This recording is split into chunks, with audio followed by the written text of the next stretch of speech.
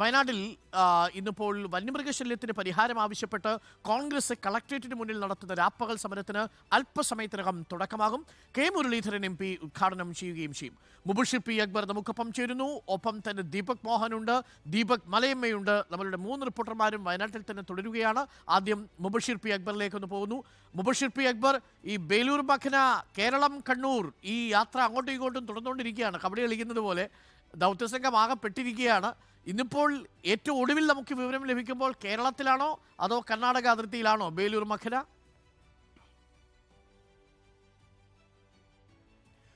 Doctor Arunkumar, ഏറ്റവും ഒടുവിൽ ലഭിക്കുന്ന വിവരം പ്രകാരം നിലവിൽ ബേലൂർ മഖ്നയുടെ സാന്നിധ്യം സ്ഥിരീകരിച്ചിരിക്കുന്നത് കർണാടക വനമേഖലയിലാണ്. ഞാനിപ്പോൾ നിൽക്കുന്നത് മുള്ളംകൊല്ലി പഞ്ചായത്തിലെ മരക്കടവ് ഭാഗത്താണ്.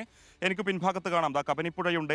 ഈ ഒരു കബനിപ്പുഴ മറികടന്നുകൊണ്ടാണ് മച്ചൂർ വനമേഖലയിൽ നിന്നും കർണാടകയിലെ വനമേഖലയിൽ നിന്നും ഈ ഒരു കബനിപ്പുഴ കടന്നുകൊണ്ട് ഇന്ന് പുലർച്ചെ 3:30 കൂടിയാണ് ആന ഇത്തരത്തിൽ കേരളത്തിന്റെ ജനവാസ മേഖലയിലേക്ക് എത്തുന്നത്. മുള്ളൻകൊല്ലിയിലെ മരക്കടവ് ഭാഗത്തെ ഈ ഒരു മരക്കടവ് ഭാഗത്തെത്തിയതായി ആനയുടെ സിഗ്നൽ ലഭിക്കുന്നു. അതിന്റെ അടിസ്ഥാനത്തിൽ വനപാലകരുടെ ഉദ്യോഗസ്ഥർ ഉൾപ്പെടെയുള്ള സംഘം ഇവിടെ എത്തി നിരീക്ഷണം നടത്തി വരികയായിരുന്നു. അല്പസമയം മുമ്പാണ് ആന ഇത്തരത്തിൽ കർണാടക വനത്തിലേക്ക് തന്നെ തുരത്തിയിരിക്കുന്നത്. ഈ ഒരു കബനിപ്പുഴ കടന്നുകൊണ്ട് മച്ചൂർ വനമേഖലയിലേക്ക് ആന നിലവിൽ കടന്നുപോയതായിട്ടുള്ള ലേറ്റസ്റ്റ് വിവരമാണ് നമുക്ക് ലഭിക്കുന്നത്. എന്തായാലും കർണാടക വനമേഖലയിൽ തന്നെയാണ് ഇപ്പോഴും ദൗത്യ സംഘം ഉൾപ്പെടെയുള്ള തുടരുന്നത്. ആനയെ തുരത്തുന്നതിന് വേണ്ടി മയക്കുവെടി വെക്കുന്നതിന് വേണ്ടി കഴിഞ്ഞ 9 ദിവസമായിട്ടും ആനയെ മയക്കുവെടി വെക്കാൻ സാധിച്ചിട്ടില്ല എന്നുള്ളതാണ് ഏറ്റവും വലിയ പ്രതിസന്ധി. ആന ഇത്തരത്തിൽ വനത്തിനുള്ളിലൂടെ അതിവേഗത്തിൽ സഞ്ചരിക്കുന്നതും ചില വനമേഖലകളിലൊക്കെ തന്നെ മാറി മാറി കളിക്കുന്നതുമാണ് ദൗത്യത്തിൽ പ്രധാന തിരിച്ചടിയായി മാറുന്നത്. ഇതാ ഒരു വാടങ്കം നമ്മളോടൊപ്പം ചേരുന്നുണ്ട്. ജോസേട്ടൻ, വനവകുപ്പിൽ നിന്ന് എപ്പോഴാണ് വിവരം ലഭിച്ചത്? ജനവാസ മേഖലയിലേക്ക് വന്നതായുള്ള വിവരം എപ്പോഴാണ് ലഭിച്ചത്? രാവിലെ 3:40 വെളുപ്പിന് 3:40 ഫോറസ്റ്റ് വിളിച്ചിട്ട് ബേലൂർ മഖ്നയുടെ ഒരു സിഗ്നൽ കർണാടക ആനമാളം പ്രദേശത്ത് കാണുന്നുണ്ട്, വാർഡ് മെമ്പറെ ആളുകൾക്കൊരു നിർദ്ദേശം നൽകണമെന്ന് ഒരു വിവരം പറയുകയും അതേ തുടർന്ന് ഞാൻ ഈ പ്രദേശത്തെത്തുകയും നമ്മുടെ വാർഡിൻ്റെ ഗ്രൂപ്പുകളിലും സോഷ്യൽ മീഡിയയിലൊക്കെ ആളുകളോട് ജാഗ്രത പാലിക്കണമെന്ന് നിർദ്ദേശം നൽകുകയും ചെയ്തു.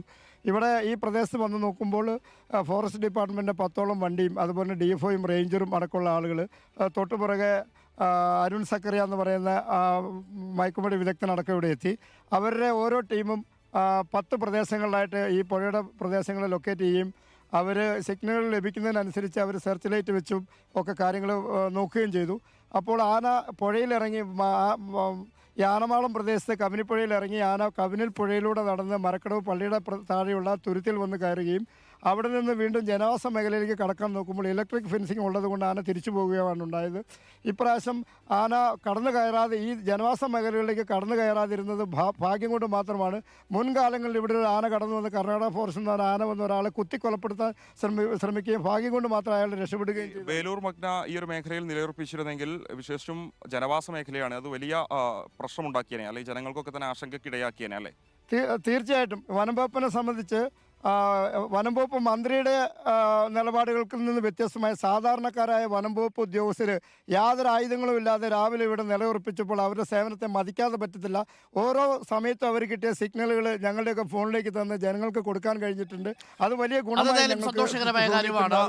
എന്തായാലും വനം വകുപ്പിൽ നിന്ന് കൃത്യമായ അപ്ഡേറ്റുകൾ ജനപ്രതിനിധികൾക്ക് ലഭിക്കുന്നു. ഇന്ന് 3:40 കൂടിയാണ് ഈ മുള്ളൻകൊല്ലിയിലെ ജനവാസ മേഖലയിലേക്കാണ് എത്തിയതെന്നാണ് പറയുന്നത്. മുബഷീറെ, ഈ പുൽപ്പള്ളിയിൽ 56-ൽ കടുവയുടെ സാന്നിധ്യം ഉണ്ടായോ ഇന്ന് വീണ്ടും?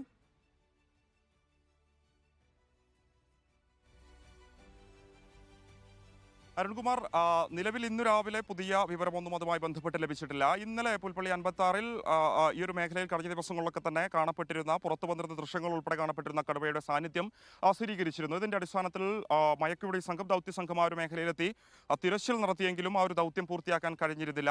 എന്തായാലും ഇന്നും അതിനുവേണ്ടിയുള്ള ശ്രമം ദൗത്യ സംഘം തുടരുന്നുണ്ട്. വയനാടിനെ സംബന്ധിച്ചിടത്തോളം ഒരു ഭാഗത്ത് ആനയുണ്ട്, ഒരു ഭാഗത്ത് ഇത്തരത്തിൽ കടുവയുണ്ട്, മറുഭാഗത്ത് കരടിയും കാട്ടുപോത്തും ഒക്കെ തന്നെ ജനങ്ങൾക്ക് ആശങ്കയുണ്ടാക്കുന്നുണ്ട്, പ്രശ്നമുണ്ടാക്കുന്നുണ്ട്. എന്തായാലും സംഘങ്ങളെ സംബന്ധിച്ചിടത്തോളം, വനവകുപ്പിനെ സംബന്ധിച്ചിടത്തോളം വലിയ പ്രവർത്തനങ്ങൾ തന്നെയാണ് ജില്ലയിൽ നടത്തിക്കൊണ്ടിരിക്കുന്നത്. കബനി നദിയിലാണ്. ആ കബനി നദി വയനാട്ടിൽ വളരെ മനോഹരിയായ നദിയാണ്. പക്ഷേ ഇത് രാവിലെ ബേലൂർ മഖ്ന വന്ന് വിറപ്പിച്ചു പോയില്ലായിരുന്നെങ്കിൽ കുറച്ചുകൂടി ഒരു നല്ല എൻജോയ്മെന്റ് ഉണ്ടാകുമായിരുന്നു അല്ലേ? നല്ല മനോഹരമായ കാഴ്ചയാണ് മുബഷീറിന്റെ പിന്നിൽ. കബനി നദിയുടെ ഇങ്ങനെ ഇരുകരകളിലുമായിട്ട് ധാരാളം ഇങ്ങനെ ഇടതൂർന്ന് നിൽക്കുന്ന വനം.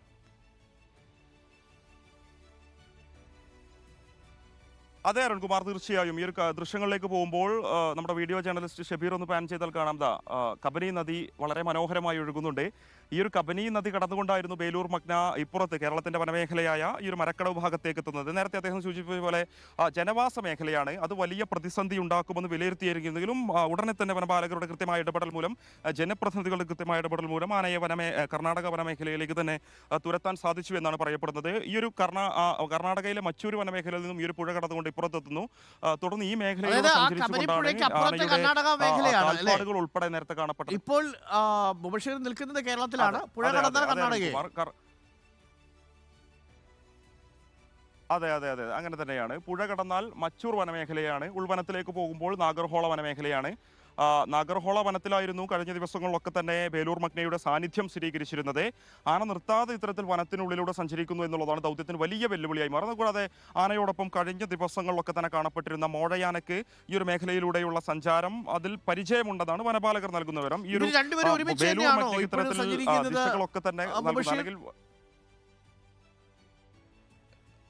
നിലവിൽ ബേലൂർ മഗ്നയോടൊപ്പം ഉണ്ടായിരുന്ന മോഴയാനയെ കഴിഞ്ഞ ദിവസം മുതൽ കാണുന്നില്ല എന്നാണ് വനപാലകർ നൽകുന്ന വിവരം. ബേലൂർ മഗ്ന ഒറ്റയ്ക്കാണ് ഇപ്പോൾ സഞ്ചരിക്കുന്നത്.